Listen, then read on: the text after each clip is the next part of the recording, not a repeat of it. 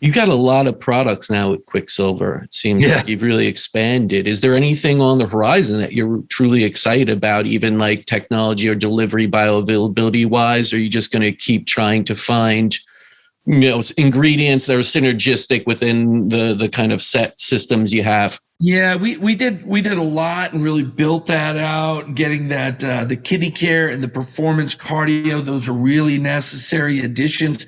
And then we did a whole hormone line, and that was really spectacular. And it was mostly a female hormone line, but now we have a complete bioidentical hormone replacement for women.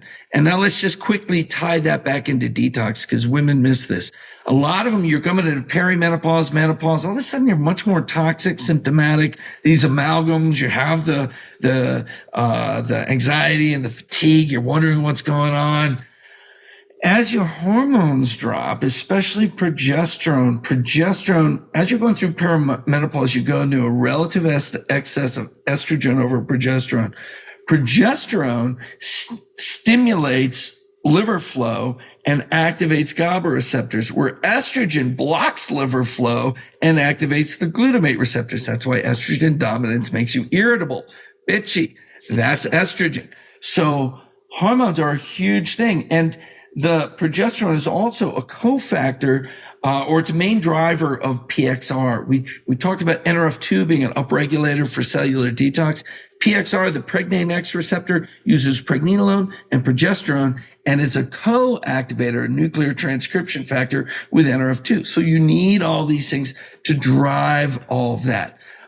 Even DHEA and testosterone, and estrogen in the brain is protective. So the hormones are a really important thing.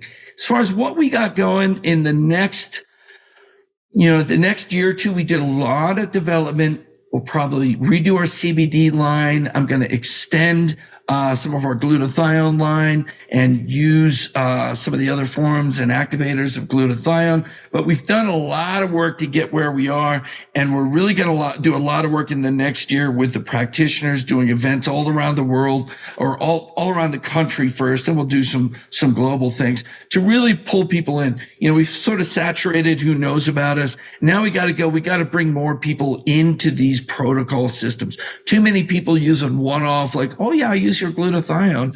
Yeah. It's like, no, we put the whole thing together. So it's really going to be a growth year for bringing a bigger family. We have a training system online, Quicksilver Scientific Institute, and just grow that all out.